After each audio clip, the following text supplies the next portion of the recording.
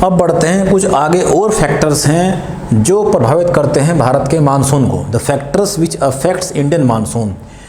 ऐसे 4 फैक्टर के बारे में बात करेंगे हम। कुछ के बारे में बात कर चुके हैं, ITC जेड क्या होता है आप वीडियो में पहले देख चुके हैं। इसके बाद ईस्टर्न जेट इफेक्ट क्या है, फ्लोना का जो डायनेमिक सिद्धांत है वो क्या है। अब देखने वाले हैं El Nino, La Nina, ENSO.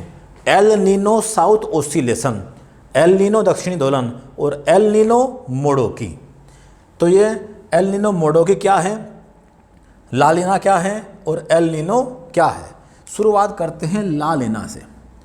हमने इतनी बात सुनी थी कि जब गर्म ग्रीष्म काल के अंदर भारत में लो प्रेशर है और भयंकर गर्मी पड़ रही है, तो उसी समय ऑस्ट्रेलिया में तिरछी किरणें पड़ रही हैं और यहाँ सर्दियाँ हैं। यहाँ बना हुआ है हाई प्रेशर, उच्च दाब, और पवनें आ रही हैं ऑस्ट्रेलिया वाले उच्च दाब से विषुवत रेखा की ओर होते हुए भारत के निम्न दाब की ओर, और भारत में अच्छी बरसात हो रही है।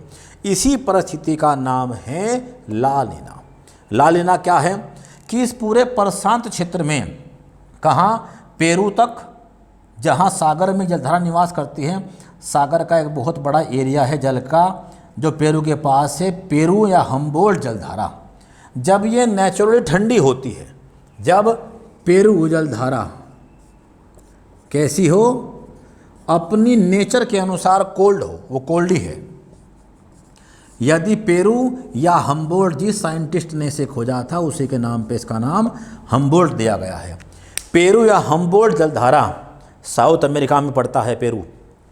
यदि यह जलधारा ठंडी है तो इस प्रशांत महासागर में क्या बना हुआ है, हाई प्रेशर, और इसी समय ऑस्ट्रेलिया में क्या बना हुआ है, हाई प्रेशर, उच्च दाब, और हमारे पास क्या बना हुआ है, निम्न दाब।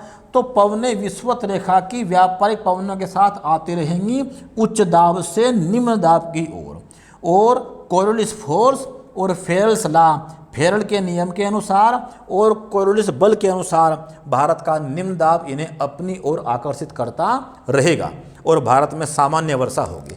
इसे भारत का सामान्य मानसून भी कहते हैं,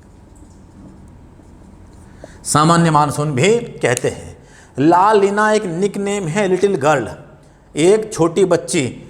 इस चीज़ की खोज या इस चीज़ के विषय में सबसे पहली बार कब पता लगा, 1988 में। मैं रिपीट कर दूं, ला लीना भारतीय मानसून की वह दशा है जिसमें पेरू या हम्बोल्ट जलधारा अपनी प्रकृति के अनुसार ठंडी बनी रहती है, जिससे प्रशांत महासागर और ऑस्ट्रेलिया वाले भागों में उच्च दाब बना रहता है, जिससे विषुवत रेखीय व्यापारिक पवनें आगे बढ़ती हैं, जिन्हें भारत का निम्न दाब क्षेत्र आकर्षित कर लेता है और भारत में अच्छी सामान्य मानसून की वर्षा होती है। इस परिस्थिति का नाम है ला नीना। अब देखते हैं एल नीनो। एल नीनो क्या है?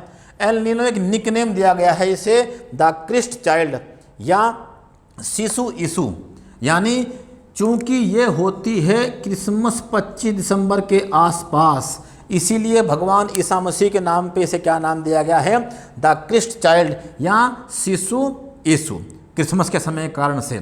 और इसे दुनिया को सबसे पहली बार किसने बताया, 1930 में एक साइंटिस्ट हुए हैं गिलबर्ट वाकर, उन्होंने इसके बारे में सबसे पहली बार बताया। क्या कहा उन्होंने कि नेचुरली, प्राकृतिक रूप से पेरू या हम्बोल्ट जलधारा एक ठंडी जलधारा है, ठंडी जलधारा है, लेकिन यदि पर्यावरणीय दशाओं से, यदि जलवायु दशाओं से, ओशियन तापमान बढ़ने से या किसी अन्य कारणों से यह जलधारा गर्म हो जाती है। तो आप लोग सुन रहे हैं ग्लोबल वार्मिंग, आप सुन रहे हैं क्लाइमेट चेंज, आप सुन रहे हैं अलग अलग प्रकार के चक्रवात। तो किसी भी दशा के कारण से यदि ओशियन फ्लोर टेम्परेचर बढ़ जाएगा, तापमान बढ़ जाएगा, किसका, हम्बोल्ट या पेरू जलधारा का, कितना, 10 डिग्री से अधिक, 1-2 डिग्री से कुछ नहीं होने वाला, 10 डिग्री से अधिक, तो उस समय जो यहाँ पर उच्च दाब है ये क्या बन जाएगा, निम्न दाब। यानी सामान्य प्रकृति के अनुसार पेरू या हम्बोल्ट जलधारा एक ठंडी जलधारा है, परंतु अलग अलग जलवायु दशाओं के कारण से, गर्म जलधाराओं के मिलने से, ओशियन या सागर का तापमान बढ़ने से इस पेरू या हम्बोल्ट जलधारा का तापमान यदि 10 डिग्री से अधिक बढ़ जाए तो यह एक निम्न दाब क्षेत्र का विकास कर लेती है। यहाँ पर वायु गर्म होती है और ऊपर उड़ना शुरू होती है, और जैसे ये ऊपर जाती है तो इसके अंतर्गत यहाँ निम्न दाब क्षेत्र बनता है। अब इस निम्न दाब क्षेत्र के कारण से जो पवनें कहाँ पहुँच रही थी, हमारे पास ऑस्ट्रेलिया में क्या है, उच्च दाब। यदि इस दाब का विस्तार पेरू या हम्बोल्ट जलधारा जब गर्म हो जाए और इसके निम्न दाब का विस्तार केप यॉर्क प्रायद्वीप तक हो जाए, ऑस्ट्रेलिया के उत्तर पूर्व में पड़ता है केप यॉर्क प्रायद्वीप, केप यॉर्क प्रायद्वीप तक हो जाए तो ये विषुवत रेखीय जो पवनें हैं उच्च दाब की, उन्हें अपनी ओर आकर्षित करना शुरू कर लेती है। यानी विषुवत रेखीय उच्च दाब नहीं, सॉरी, निम्न दाब की पवनों को अपने ओर खींचना शुरू कर लेती है। मैं रिपीट कर लूँ, यदि पेरू या हम्बोल्ट जलधारा 10 डिग्री से अधिक गर्म हो जाए तो वह उन क्षेत्रों में एक प्रकार का निम्न दाब, लो प्रेशर क्रिएट कर देती है। हवा गर्म हो गई, ऊपर उड़ गई और क्या बन गया, लो प्रेशर। जो इसने ऑस्ट्रेलिया के उच्च दाब वाले भागों से जो पवनें हमारी ओर आने वाली थी वर्षा करने के लिए, वो सब रोक दी हैं और सब उल्टी अपने पास ही खींच ली हैं। इसी कारण से ऑस्ट्रेलिया में, इंडोनेशिया में और भारत में क्या पड़ गया है, सूखा या अति कम वर्षा मानसून काल में, at the time of monsoon. इस घटना को नाम देते हैं हम क्या, इसे कहते हैं एल नीनो। इस एल नीनो में एक विशेष घटना होती है, क्या, इसके अंतर्गत विशेष घटना ये है कि भारत में इस पूरे मानसून काल के अंदर बहुत बड़ी मात्रा में सूखा, या कभी कभी तो 5-5, 6-6 साल बाद जब यह घटना होती है तो बड़ी बात में अकाल भी पड़ जाता है। आगे देखते हैं इसी में ही। तो हमने जाना ला नीना क्या है, ठीक है। जब ये ला नीना होता है तो इसमें संबंध सा और होती है कि सागर का पानी बड़ी मात्रा में पेरू या हम्बोल्ट पहुँचता रहता है और इससे एक बड़ी घटना होती है कि पेरू के तट पे बड़ी मात्रा में मछलियाँ पकड़ी जाती हैं।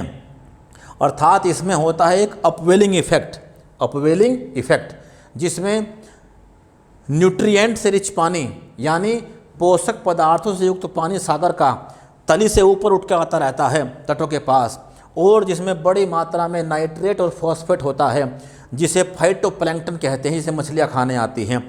तो ला नीनो के समय एक अपवेलिंग इफेक्ट पैदा होता है, जिससे पेरू या हम्बोल्ट जलधारा के अंतर्गत इस तट के पास बड़ी मात्रा में मछलियाँ पकड़ी जाती हैं। यानी पूरे दक्षिणी गोलार्ध में सर्वाधिक मछलियाँ जहाँ पकड़ी जाती हैं वह पेरू का तट है, और ये भारतीय मानसून के सामान्य दशा है जब पेरू या हम्बोल्ट जलधारा ठंडी बनी रहती है और भारत में अच्छी बरसात होती है। एल नीनो क्या है, एल नीनो एक ऐसी घटना है जो दिसंबर के समय होती है, क्रिसमस के समय। इस समय क्या होता है कि पेरू या हम्बोल्ट जलधारा गर्म हो जाए और गर्म होने के कारण से इसका तापमान 10 डिग्री से अधिक बढ़ जाए और जो बड़ी मात्रा में क्या लो प्रेशर क्रिएट कर दे, उच्च दाब, जो विषुवत रेखीय निम्न दाब वाली पवनों को अपने ओर आकर्षित कर ले, और इस कारण से पूरे ऑस्ट्रेलिया में, इंडोनेशिया में और कहाँ, भारत में सूखा पड़ जाए। अब आप ये सोच रहे होंगे कि हम तो बात कर रहे हैं मानसून की, और ये तारीख क्या लिखी हुई है, 25 दिसंबर, अगर आपने नोट किया हो तो। ये घटना दिसंबर में होगी और दूरी बहुत ज़्यादा है, इन पवनों को यहाँ आने में समय लगने वाला है। अगर हम भारत के मानसून को पहले ही भांप जाएं या पहले ही चेक कर लें तो हम सागर के तापमानों को चेक करते रहते हैं, इत्यादि के आधार पर ही हम घोषणा करते हैं भारत के मानसून के पूर्वानुमान की। यानी दिसंबर की ये घटना ही बता देती है कि क्या परिस्थिति रहने वाली है भारत में मानसून की। अगर यह सामान्य ठंडी है तो ला नीना है और भारत में सामान्य अच्छी बरसात वाला मानसून होगा। अच्छी बरसात कहाँ होगी, इंडोनेशिया में भी और यहाँ भी। लेकिन एल नीनो में जैसे ही ये गर्म होना शुरू हुई तो यहाँ बन गया लो प्रेशर एरिया, जिसने पवनों को अपनी ओर खींच लिया जो विषुवत रेखा से हमारी ओर आने वाली थी, और ऑस्ट्रेलिया में, इंडोनेशिया में और भारत में पड़ गया सूखा। इसे कहते हैं भारत के मानसून की कैसी, असामान्य दशा, या क्या बोल सकते हैं इसे, सूखे वाली परिस्थिति भी बोल सकते हैं, यानी drought conditions in Indian monsoon. अब एक और बात है, ENSO, El Nino South oscillation. अब क्या है कि ये जो जलधारा है पेरू या हम्बोल्ट, नेचुरली यह ठंडी है, यहाँ हाई प्रेशर है, लेकिन कभी कभी ये गर्म हो जाए और क्या बन जाए यहाँ लो प्रेशर। तो दाब का जो अंतर है यहाँ, ये जो लो प्रेशर यहाँ पे खिसक रहा है कभी इधर कभी इधर, तो ये जो पैसिफिक ओशियन है, साउथ पैसिफिक ओशियन, इसके अंदर ये एक प्रकार का दोलन कर रहा है लो प्रेशर। यानी इस प्रकार के दोलन को हम क्या बोलते हैं, एल नीनो साउथ ऑसिलेशन। कब? जब ये निम्न दाब का क्षेत्र दोलन करता रहता है, कहाँ? दक्षिणी प्रशांत क्षेत्र के अंतर्गत, और इससे इसकी पूरी जलवायु के ऊपर प्रभाव पड़ता है, वर्षा पर प्रभाव पड़ता है, जो मछलियां हैं उन पर प्रभाव पड़ता है। इसी का नाम है एल नीनो साउथ ऑसिलेशन। यानी जब ये एल नीनो दक्षिणी प्रशांत महासागर के अंतर्गत ऑसिलेट करेगा, क्या करेगा? ऑसिलेट अपने दाबों को, इस लो प्रेशर के एरिया को, तो इसे बोलते हैं एल नीनो साउथ ऑसिलेशन। एक और कंडीशन है एल नीनो मोडोकी। एल नीनो मोडोकी, ये मोडोकी क्या है? मोडोकी दक्षिणी प्रशांत महासागर में स्थित एक द्वीप है। यदि ये पेरू या हम्बोल्ट जलधारा और इसका लो प्रेशर एरिया यहाँ से शिफ्ट हो जाए, खिसक जाए, और कहाँ आ जाए? मोडोकी, यानी दक्षिणी प्रशांत महासागर के मध्य में, और मध्य में इस द्वीप के पास आ जाए, तो जो बरसात अब तक कहाँ हो रही थी? पेरू या हम्बोल्ट के लो प्रेशर एरियाज के अंतर्गत, अब वो कहाँ होगी? मोडोकी में। यानी यदि निम्न दाब का क्षेत्र प्रशांत महासागर के मध्य में आ जाए, मोडोकी द्वीप के पास, तो इसे कहते हैं एल नीनो मोडोकी। यानी एल नीनो में क्या होता है? पेरू या जो हम्बोल्ट जलधारा है वो गर्म हो गई, और बरसात कहाँ हुई? पेरू के तट के ऊपर। सूखा कहाँ पड़ गया? ऑस्ट्रेलिया, इंडोनेशिया और भारत में। लेकिन यदि ये लो प्रेशर पेरू से कहाँ शिफ्ट हो जाए? इसके मध्य में, दक्षिणी प्रशांत महासागर के, साउथ पैसिफिक ओशियन के मोडोकी आइलैंड के पास, तो बरसात कहाँ होगी? दक्षिणी प्रशांत महासागर के बिल्कुल मध्य में बरसात होगी। इसी घटना को कहते हैं हम एल नीनो मोडोकी। चलते हैं इससे आगे। अब बढ़ते हैं अगले टॉपिक की ओर। इसी के अंतर्गत ही हम देख रहे हैं भारतीय मानसून के अलग अलग सिद्धांत, अलग अलग थ्योरीज। एग्जाम कोई भी हो, इस टॉपिक से इससे बाहर क्वेश्चन आना लगभग असंभव है। अगर आप मेहनत कर लें, बातों को समझ लें, कमी रह जाए हमें सुझाव दीजिएगा। बाकी हमारी ओर से पूरी एफर्ट है। बहुत सारे शुभकामनाएं, बहुत सारा प्यार है आप लोगों के लिए। करते हैं और प्रयास आगे। मानसून के लिए एक और दशा है IOD, इंडियन ओशियन डाइपोल, हिंद महासागरीय द्विध्रुव। क्या है ये? ये एक ऐसी परिस्थिति है जो दो रूप में सामने आती है, एक सकारात्मक और एक नकारात्मक। IOD पॉजिटिव और IOD निगेटिव। क्या कंडीशन है कि ये भारत है, एक और ऑस्ट्रेलिया है, और एक और है अफ्रीका और अरब सागर का क्षेत्र। ये अरेबियन सी, और ये बे ऑफ बंगाल, बंगाल की खाड़ी। क्या परिस्थिति है कि जब IOD पॉजिटिव हो तो क्या कंडीशन है कि अफ्रीका और अरब सागर वाले भागों में तो लो प्रेशर हो, और हिंद महासागर के जो पूर्वी क्षेत्र हैं, ऑस्ट्रेलिया इत्यादि, इनमें क्या हो? हाई प्रेशर हो।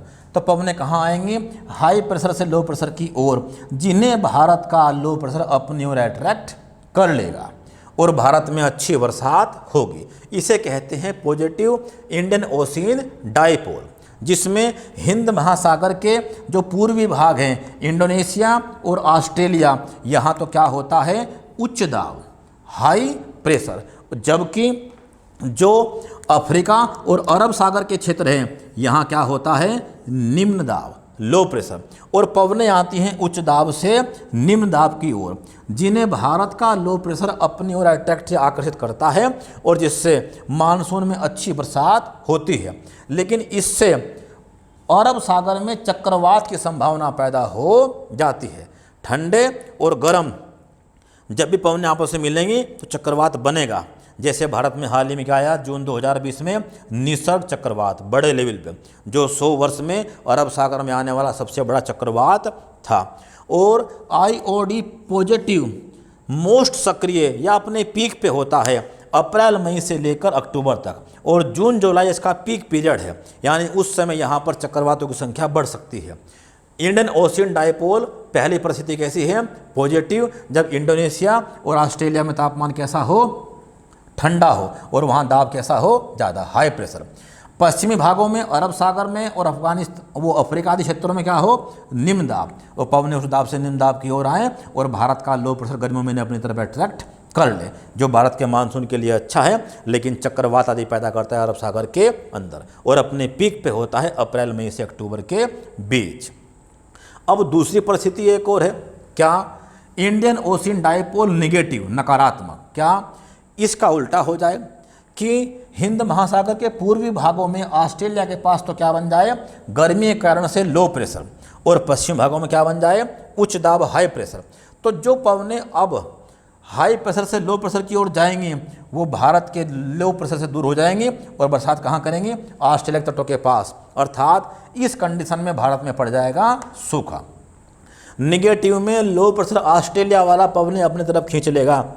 जो पवनें भूमध्य रेखा से हमारे पास आ रही थी क्रॉस करने के पश्चात वो सब कहाँ चली गई हैं? ऑस्ट्रेलिया, और भारत में पड़ गया है सूखा। और इससे चक्रवात पैदा हो सकते हैं कहाँ? बंगाल की खाड़ी में। जैसे हाल ही में कौन आया था? अम्फान तूफान हाल ही में आया, अम्फान। अर्थात क्या? Negative Indian ocean dipole Bharat के हित में नहीं है। भारत के हित में कौन है? पॉजिटिव इंडियन ओशियन डायपोल, जिससे भारत में मानसून में अच्छी बरसात होती है। अब भारत में ऐसा 3 बार हुआ। क्या? 1984 में, 1983 सॉरी 4 नहीं 1983, 1994 और 1997 में। अल नीनो भले ही हो जाए, अल नीनो होने के बावजूद भी अगर भारत में पॉजिटिव आईओडी है तो भारत में अच्छी बरसात होगी। ऐसा 3 बार हुआ। अल नीनो का मतलब क्या है? कि जो विषुवत रेखा से आने वाली व्यापारिक पवन भारत में आके मानसून में बरसात करती, उन्हें पेरू के तट ने अपनी तरफ खींच लिया। भले ही अल नीनो हो, इसका प्रभाव कहाँ होगा? प्रशांत महासागर तक। लेकिन अगर पॉजिटिव आईओडी हो जाएगा तो हिंद महासागर से विषुवत रेखीय व्यापारिक पवनों को ये अपनी ओर खींच लेगा ऑस्ट्रेलिया के पश्चिमी भागों से, और कहाँ कर देगा? शिफ्ट भारत के निम्न दाब क्षेत्रों में, और यहाँ अच्छी बरसात होगी। तो अल नीनो होने के बावजूद भी इन 3 वर्षों में 1983, 1994 और 1997 में due to positive IOD Bharat में अच्छी बरसात हुई है। क्लियर? अब नेगेटिव आईओडी क्या? कि जब भारत में भयंकर सूखा पड़ा 1992 के अंदर, एक तो पड़ जाए अल नीनो कि जो बरसात हमारे पास विषुवत रेखा की व्यापारिक पवन लेके आती वो नहीं आ रही है, और दूसरा जो बरसात हमारे पास हिंद महासागर लेके आता वो भी नहीं आ रही है, तो क्या पड़ गया है हमारे पास? भयंकर सूखा। तो 1992 में भारत ने क्या झेली? एक साथ 2 समस्याएं, किसकी? इंडियन ओशियन डायपोल के निगेटिव होने की और साथ में अल नीनो की भी। इससे भारत में सूखा पड़ता है और बंगाली खाड़ी में उठते हैं चक्रवात। इसी की एक और दशा है जिसे हम जानते हैं किस नाम से? इक्विनू। इक्विनू फुल फॉर्म क्या है? Equatorial, equatorial Indian ocean oscillation. Equatorial Indian ocean oscillation अर्थात क्या? विषुवत रेखीय इंडियन ओशियन हिंद महासागरीय ऑसिलेशन। तो विषुवत रेखा के पास एक घटना होती रहती है क्या? कि ये हाई प्रेशर और लो प्रेशर शिफ्ट होते रहते हैं। इस शिफ्ट होने की प्रक्रिया का नाम क्या है? दोलन या ऑसिलेशन। जैसे एनसो है कि जो लो प्रेशर है ड्यू टू किस कारण से? अल नीनो कारण से वो शिफ्ट होता रहता है, तो उसे नाम क्या दिया था हमने? L Nino south oscillation. इसी प्रकार जब हिंद महासागर में निम्न दाब के क्षेत्र अपने दोलन करते रहते हैं, कभी निम्न दाब यहाँ तो कभी निम्न दाब यहाँ, इस दोलन करने वाली घटना को हम क्या बोलते हैं? इक्विनू। ये कहाँ होती है? हिंद महासागर के अंदर। इक्वेटोरियल इंडियन ओशियन ऑसिलेशन, यानी ऑसिलेशन ऑफ किसका है? ऑसिलेशन लो प्रेशर का। कहाँ? इंडियन ओशियन के अंदर। तो मानसून का सेक्शन हमने पूरा किया। अब बढ़ते हैं इससे आगे। अब देखते हैं मानसून पूर्वानुमान कैसे होता है, यानी मॉनसून फोरकास्ट क्या है। अब मॉनसून फोरकास्ट में जो भारत में ये चीज़ शुरू की गई, इंडियन मेट्रोलॉजिकल डिपार्टमेंट, भारतीय मौसम विभाग यह अनुमान जारी करती है, जिसमें बहुत बड़ा योगदान है बसंत गोबरीकर का। एक साइंटिस्ट हैं और ये जो पूर्वानुमान हैं ये 16 मानकों पर आधारित हैं, 16 इंडिकेटर्स, जिसमें से 6 इंडिकेटर किसके होते हैं? तापमान के, वो ओशियन का तापमान हो, एटमॉस्फेरिक का तापमान हो, एक्सेट्रा। 5 वायुदाब के, 3 पवन के और 2 हिमाच्छादन के। 6 और 5 11 और 3 14 और 2 16। इन 16 इंडिकेटर्स को हम चेक करके घोषणा करते हैं, एक लॉन्ग टर्म एस्टीमेट जारी करते हैं, लंबे औसत अवधि के परिणाम क्या अनुमान है इसके, और वो किसके बीच में होते हैं? 96% से 104%, जिसे कहते हैं सामान्य मानसून। इसमें ±5% की एरर संभावित हो सकती है ड्यू टू क्लाइमेटिक कंडीशंस। अर्थात भारत में मानसून के पूर्वानुमान 16 मानकों पर आधारित हैं और 96 से 104% के बीच में रहते हैं, ±5% की एरर, और एक लॉन्ग टर्म एस्टिमेशंस करते हैं इसके, अर्थात अनुमान लगाते हैं लंबी अवधि के। अब देखते हैं, मानसून हमने पूरा किया, आगे बढ़ते हैं भारत की जलवायु के जो अगले भाग हैं, अर्थात हम पढ़ रहे हैं भारत की वर्षा जलवायु के तहत। उस वर्षा के बारे में हमने सबसे पहले पढ़ा क्या? मानसून क्या है, इसके सिद्धांत कितने हैं, कितने फैक्टर्स हैं इसके, ठीक। किसे कहते हैं? मानसून द्रोणी। जिन क्षेत्रों में मानसून की वर्षा होती है उसे कहते हैं मानसून द्रोणी, ठीक। मानसून विच्छेद, इसमें गैप आ जाता है, उसे कहते हैं मानसून गैप या मानसून विच्छेद। इसके अलावा हमने अल नीनो, नाल नीनो, El Nino Modoki, ENSO, Indian Ocean Dipole, ये सभी कंसेप्ट हमने देखे। अब हम आगे देखते हैं, लौटता हुआ मानसून क्या है, शीतकाल की वर्षा कैसे होती है और मानसून पूर्व की वर्षा कैसे होती है, और यह पहला टॉपिक हमारा पूरा होगा, इंडियन क्लाइमेट। अब तक हमने जाना कि भारत की जलवायु एक मानसूनी जलवायु है, मानसूनी जलवायु, जिसमें मानसून की जो वर्षा है, तो हमने अब तक जाना मानसून के बारे में कि मानसून की बरसात होती है 1 जून से लेकर 10 सितंबर तक, 100 डे, 4 मास या चौमासा कहते हैं मानसून को। यह वर्षा संवहन धाराएं उत्पन्न करती है, कन्वेक्शनल वेव, इसीलिए इसे कन्वेक्शनल रेनफॉल भी कहते हैं। भारत की कुल वर्षा का 74% है। इन्हें लेकर आती है व्यापारिक पवनें, जिनमें इनका बहुत बड़ा योगदान है। इसके सारे फैक्टर, सारी थ्योरी हमने सब पढ़ा। अब पढ़ते हैं कि एक बरसात भारत में और होती है मानसून पूर्व काल में, जो देश की कुल वर्षा का 10% है, और अप्रैल मई के महीनों में विशेष रूप से होती है जून तक, उत्तर भारत में जून तक भी, और बाकी अप्रैल मई के महीनों में ये बड़ी मात्रा में होती है। कैसे होती है यह वर्षा, देखते हैं एक बार। तो हमने ये समझा कि भारत में मार्च के बाद से ही गर्मी शुरू हो चुकी है, और ये गर्मी यहाँ पर हवाओं को गर्म कर रही है, और हवाएं कहाँ भाग रही हैं? ऊपर उड़ती जा रही हैं, और क्रिएट कर रही हैं लो प्रेशर एरिया, निम्न दाब का क्षेत्र। अब ये निम्न दाब का क्षेत्र स्थल भाग से लगातार हवाओं को ऊपर लेके जा रहा है, और बड़ी मात्रा में जमीन पर एक खाली स्थान छोड़ रहा है, एक प्रकार का वैक्यूम, जो आसपास की ठंडी हवाओं को अपने ओर अट्रैक्ट कर रहा है। तो अप्रैल मई में, अब हम तो ये जानते हैं कि ऑस्ट्रेलिया से जो मानसून भारत में आएगा वो जून में आएगा, लेकिन एक बरसात उससे पहले भी होगी। तो जब मार्च से लेकर और अप्रैल मई जून तक यहाँ भयंकर गर्मी पड़ रही है, तो इस समय स्थल भाग भी गर्म हो रहे हैं और जल भाग भी गर्म हो रहे हैं, जिसमें सागर भी है और यहाँ के तालाब, झील इत्यादि सब हैं। जब स्थल भाग गर्म होगा तो हवा गर्म होकर ऊपर जाएगी, क्रिएट करेगी वैक्यूम। जब जलीय भाग गर्म होगा तो वहाँ से बड़ी मात्रा में जलवाष्प ऊपर उठेगी और पैदा करेगी बादल। तो मार्च, अप्रैल, मई से गर्मी शुरू हो चुकी है, और जिस प्रकार से अप्रैल मई आते आते लैंड का तापमान तो 45-50 पहुँच चुका है, स्थल भाग का तापमान और सागर वालों का तापमान 20 से 25 डिग्री तक पहुँच जाता है। नेचुरली 15 के आसपास या 20 तक रहता है मैक्सिमम। अब जैसे तापमान 15 से 20-25 तक पहुंचा तो यहाँ बड़ी मात्रा में इवेपोरेशन शुरू हो रखा है और यहाँ बादल बन रहे हैं। यानी इन क्षेत्रों में निरंतर बादल बनते रहते हैं हर दिन। अब दिन के समय यहाँ तापमान है लो प्रेशर और यहाँ तापमान है क्या इसकी अपेक्षा हाई प्रेशर। यहाँ 45 तापमान है, हवा ऊपर चली गई है, हवा चली गई, दबाव भी चला गया है, दबाव हवा में ही था, तो यहाँ बन गया है लो प्रेशर, निम्न दाब का क्षेत्र।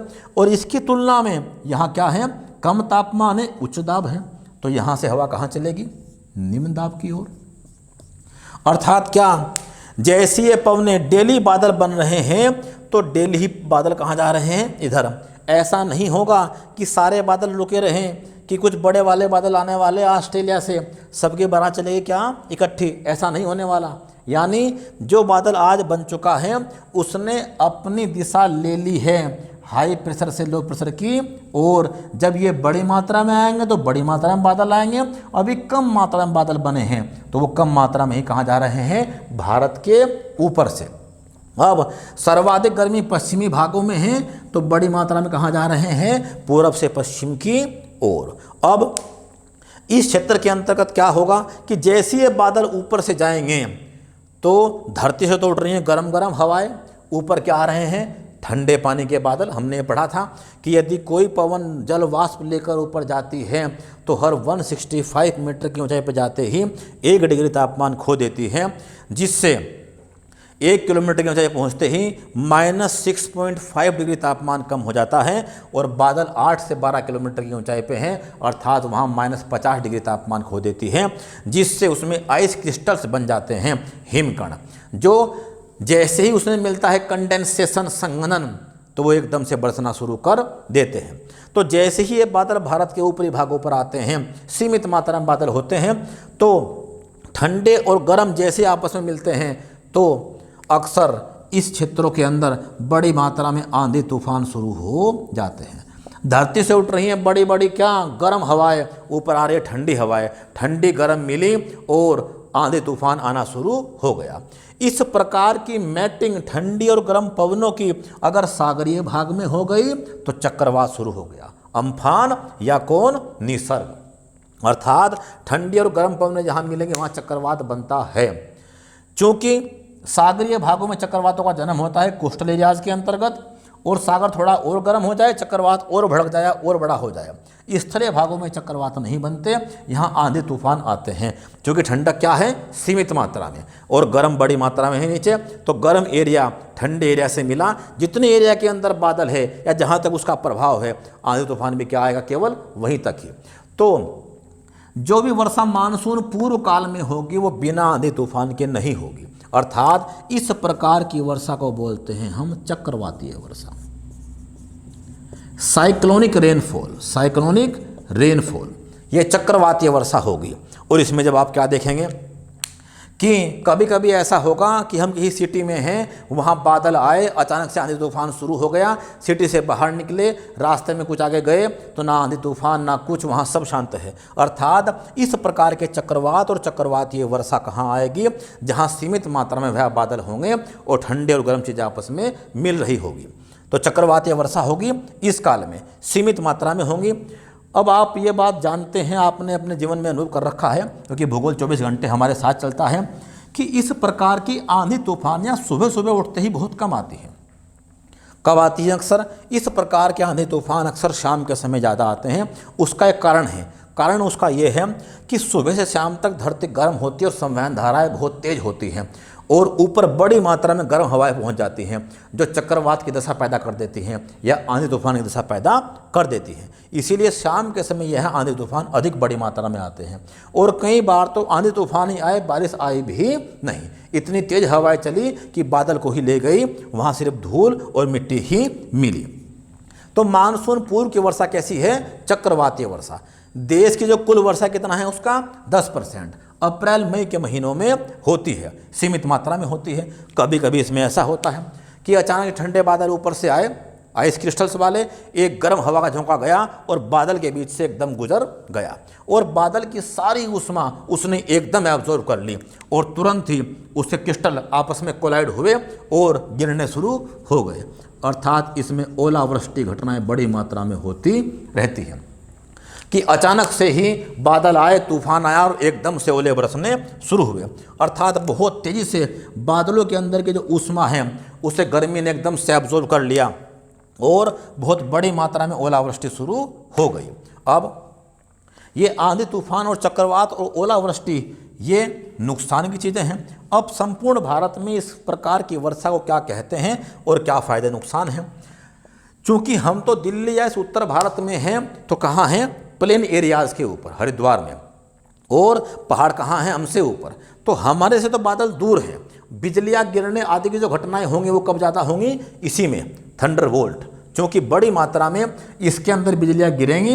अब हम तो बिजलियों से बहुत दूर हैं, बादल हमसे काफ़ी दूर हैं ऊंचाई पे, यहाँ गिरने में देर लगती है, बहुत मुश्किल से गिरती है, आवाज़ें आती हैं, लेकिन पहाड़ बड़े नज़दीक है बादलों के। इसीलिए इस प्रकार की मानसून पूर्व की वर्षा जब हिमालय वाले भागों में होती है तो चीड़ के वृक्ष, उनके टूटे हुए पत्ते इत्यादि, वहाँ पर जो वृक्ष हैं उनमें तेल और नमी की मात्रा ज़्यादा है। जैसी बिजलियाँ गिरती हैं ठंडी और गर्म बादलों के मिलने से, हवाओं के मिलने से, तो एकदम से बिजलियाँ गिरती है, थंडरबोल्ट, और वहाँ आग लगती है। तो हिमालय में इससे क्या पैदा होती है? वनाग्नि।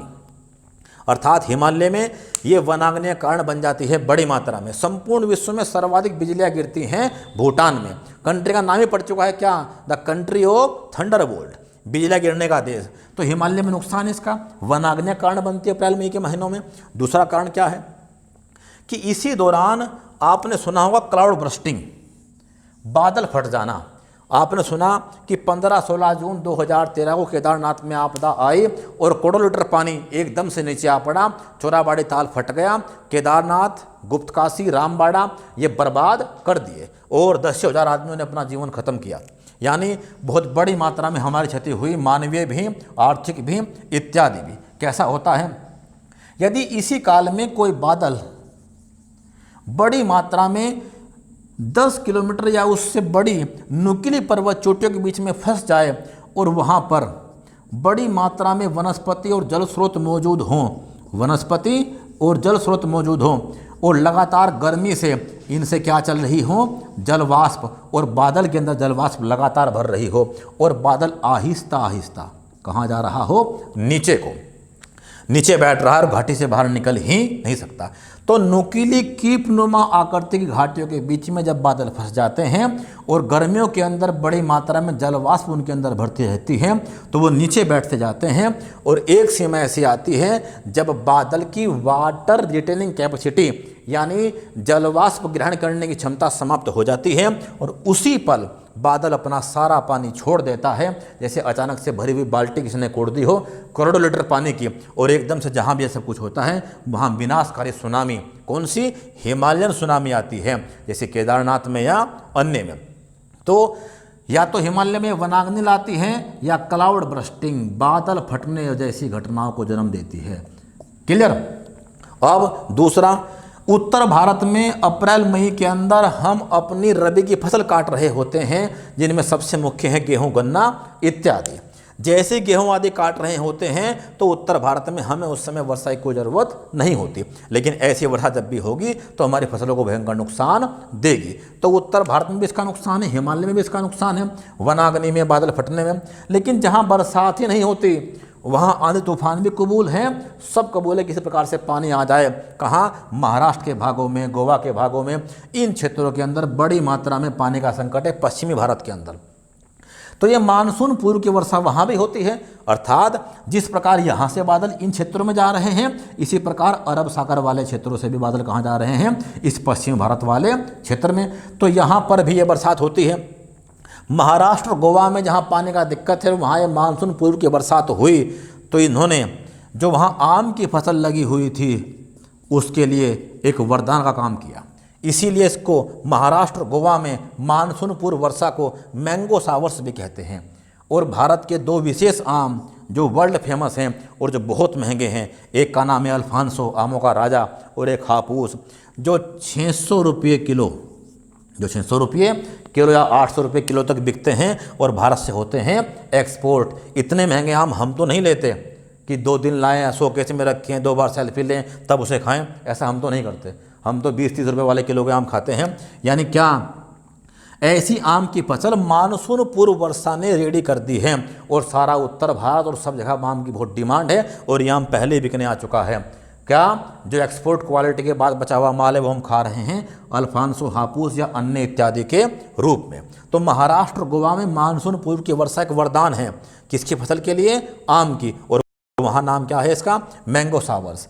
अब मैंगो शेक आपने पिया होगा और उस पर आपने देखी होगी डलती है चेरी। तो ये कर्नाटक में होती है और कर्नाटक में जिस फसल के ऊपर यह वर्षा होती है उसे कहते हैं चेरी ब्लॉसम्स। ब्लॉसम्स वो आशीर्वाद जो ईश्वर ने प्रदान किया इस फसल वालों को लिए, तो वहाँ नाम क्या है, कर्नाटक में मानसून पूर्व वर्षा का नाम है चेरी ब्लॉसम्स। अब केरल में जो फूलों खेती करने वाले लोग हैं उनके लिए भी ये वरदान साबित होती है बड़ी मात्रा में। मानसून तो आएगा 1 जून को, लेकिन अप्रैल मई में जो बारिश होगी वो फूलों की खेती के लिए बहुत उत्तम है उन क्षेत्रों के अंतर्गत, अर्थात बड़ी मात्रा में मसालों के लिए और फूलों खेती के लिए। इसलिए नाम क्या पड़ गया है, इसे फ्लावर सावर भी कहते हैं, फ्लावर सावर, अर्थात आम्र वर्षा, चेरी ब्लॉसम, फ्लावर सावर कहाँ, पश्चिमी भारत के हिस्सों में जहाँ पर ये वरदाना काम करती है। उत्तर भारत में वनाग्नि, बादल फटने जैसी घटनाएं बड़ा संकट पैदा करती हैं, पूरे उत्तर भारत के अंदर समस्या पैदा करते हैं, क्या, फसलों को नुकसान। दूसरा, इसी अप्रैल मई के महीनों में ही इन क्षेत्रों में चक्रवात जन्म लेते हैं, कहाँ पर, बंगाली खाड़ी के अंतर्गत। चूँकि बैसाख का महीना होता है अप्रैल का, हम मनाते हैं बैसाखी 13-14 अप्रैल के आसपास। तो चूँकि बैसाख के महीने में ये ठंडी और गर्म हवाएं आपस में मिलती हैं, तो बंगाली खाड़ी में चक्रवात आते हैं, उन्हें बैसाख के नाम पे क्या नाम दिया गया है, काल बैसाखी। अर्थात ये भी क्या है, इस उत्तर पूर्वी क्षेत्र अर्थात पूरी बंगाली खाड़ी के लिए एक समस्या और चक्रवात ये दिक्कत पैदा करते हैं। कब, ये तो हमने पढ़ा मानसून पूर्व की वर्षा क्या है और किन कारणों से होती है और पूरे भारत में क्या इसके फायदे और नुकसान हैं। तो हमने देखा मानसून पूर्व की वर्षा, ऐसी वर्षा जो मानसून आने से पहले भारत में होती है, चक्रवातीय वर्षा के रूप में होती है, आंधी तूफानों के साथ होगी। मानसून काल में ऐसे आंधी तूफान नहीं है, कारण क्या है कि मानसून काल में धरती बारिश के बाद ठंडी हो चुकी है और अब संवहन धाराएं नहीं उठ रही हैं, इसलिए बारिश कैसी होगी, बड़े भूभाग में होगी और बिल्कुल कैसी होगी, सीधी और सच्ची होगी, आराम से, यानी उससे कोई व्यवधान पैदा नहीं होगा। दूसरा, ये आंधी तूफान के साथ होगी, सीमित क्षेत्रों में होगी और इसे महाराष्ट्र गोवा में आम्र वर्षा, कर्नाटक में चेरी ब्लॉसम्स और केरल में फूलों की वर्षा और आसाम में टी शावर्स, जो चाय की खेती करने वाले किसान हैं उन्हें टी शावर्स या उसका वरदान भी कहते हैं। उत्तर भारत में पहाड़ों में इसके बड़े नुकसान हैं, वनाग्नि, बादल फटने जैसी घटना होती हैं। उत्तर भारत में हम फसल कटाई करते हैं, उसमें नुकसान होता है इससे, और बंगाली खाड़ी में इस समय उठते हैं चक्रवात जिन्हें काल बैसाखी कहा जाता है। आगे बढ़ते हैं, मानसून का रिट्रीट, मानसून लौटता कैसे है, चलने दे कोई। अब देखते हैं आगे लौटता हुआ मानसून। हमने देखा कि भारत में मानसून का प्रवेश हुआ, ऑस्ट्रेलिया के उच्च दाब से जो पवनें विषुवत रेखीय निम्न दाब के साथ साथ व्यापारिक पवनों के साथ मिलकर भारत में आ रही हैं और भारत का लो प्रेशर उन्हें अपनी तरफ खींच रहा है। तो अब इसी प्रकार से इसमें क्या होगा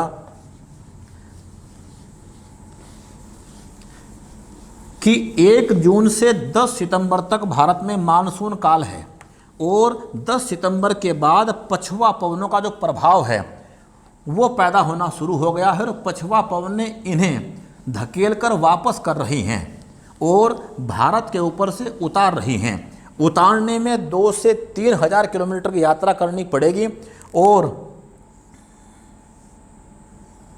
हमने ये बात अब तक पढ़ी कि भारत में मानसून का काल है 1 जून से 10 सितंबर, 100 डेज का।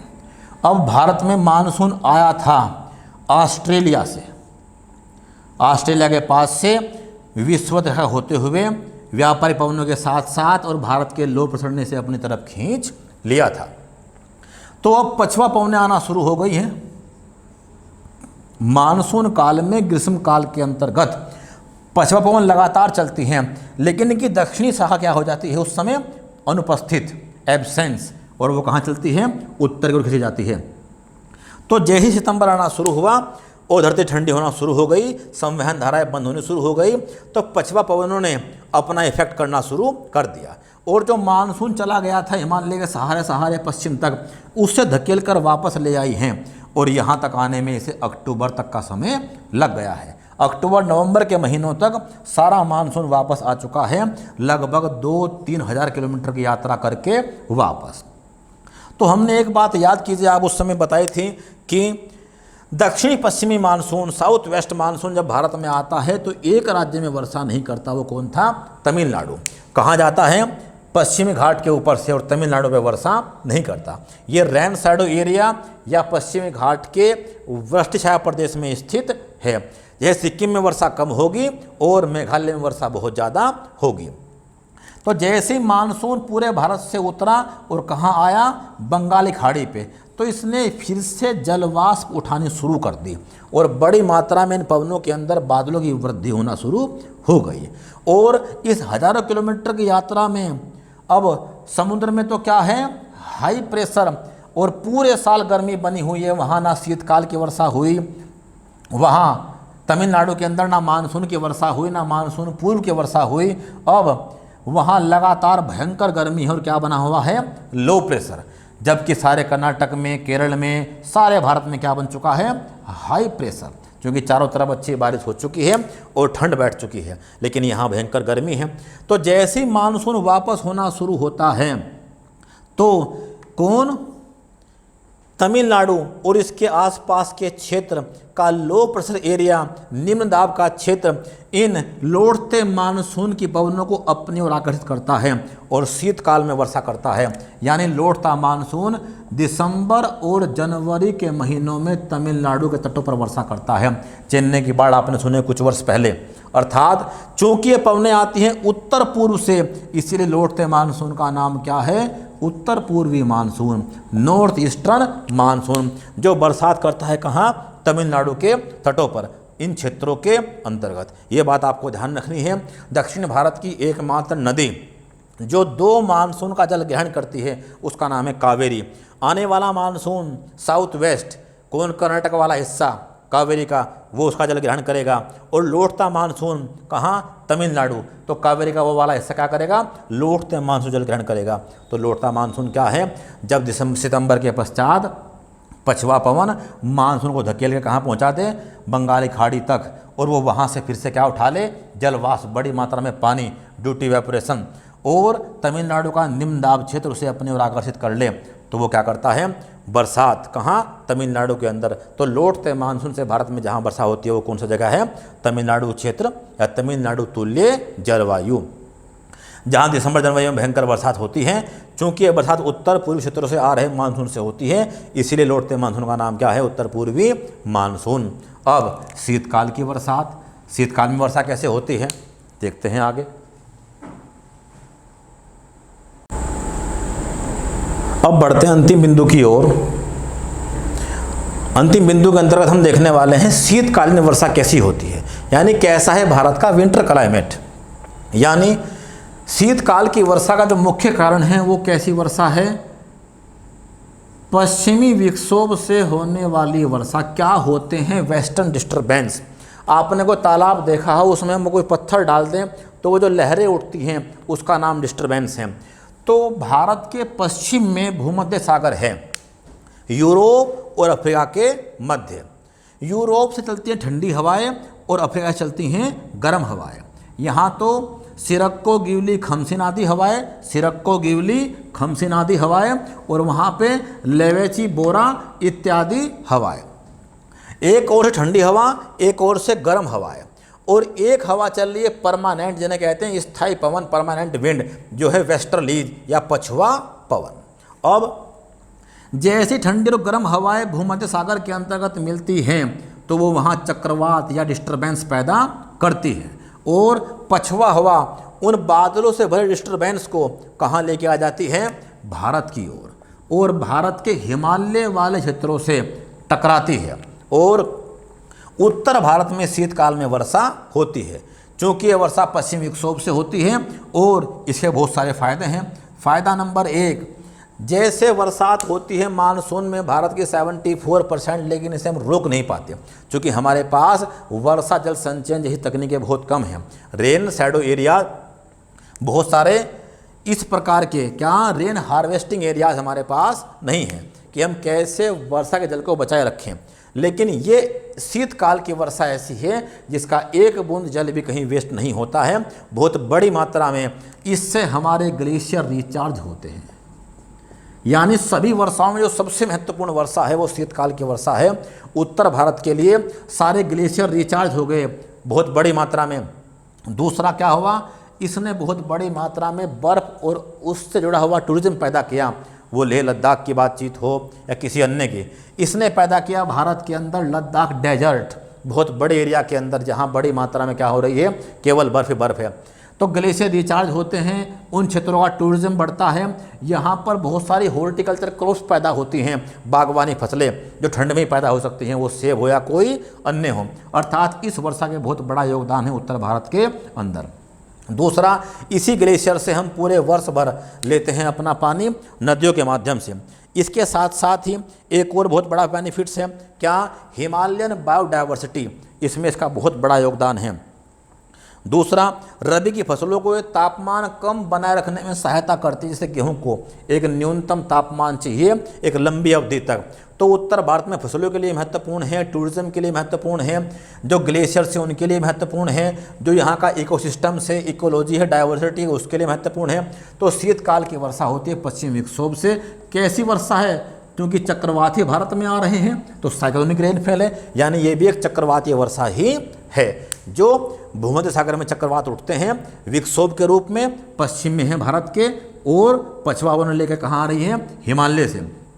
अब चूंकि हिमालय के ऊपर बर्फ पड़ी हुई है और दिसंबर जनवरी के महीनों में ये बरसात हो रही है, तो जैसे ही ऊपर बर्फ पड़ी और पछुआ पवन इससे टकराई तो वो ठंडी पवन अपने अंदर बहुत बड़ी मात्रा में क्या लेके आ रही है, ठंड, और उत्तर भारत में क्या चल रही है, शीतलहर। ये वर्षा अधिकतम जयपुर तक ही होती है, दक्षिण भारत में शीतकाल की वर्षा नहीं होती। तो हमने आज के सेक्शन के अंतर्गत पढ़ा कि जलवायु कैसी है भारत की।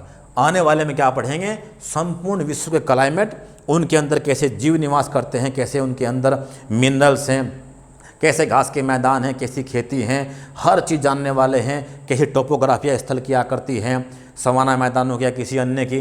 तो भारत की जलवायु के बारे में हमने पढ़ा, यहाँ की वर्षा और उसके सभी फैक्टर्स के बारे में, इसके नोट्स और क्वेश्चंस और इसके बाकायदा पिक्चर्स डिजिटल फॉर्म में आपको ज्ञान आई के फेसबुक पेज पे और यूट्यूब चैनल दोनों लिंक पे मिल जाएंगे। कोई कमी रह जाए तो माफ़ कीजिएगा। बहुत सारा प्यार, बहुत सारी शुभकामनाएं आपको। इस टॉपिक्स में यूपीएससी तक कोई भी एग्जाम से ज्योग्राफी में इससे बाहर नहीं जाएगा, हमारा ये प्रयास है। कोई कमी रह जाए तो मेरे नंबर आपको पता है, ग्रुप्स में चल रहे हैं, मुझे कभी भी कॉल कर सकते हैं। मोस्ट वेलकम है हर एक उस कैंडिडेट का जो सीरियस है और हमारे इस मेहनत की कदर जानता है। धन्यवाद आप सभी का। मिलते हैं अगली वीडियो में। बहुत बहुत शुभकामनाएं, बहुत सारा प्यार आपको। धन्यवाद।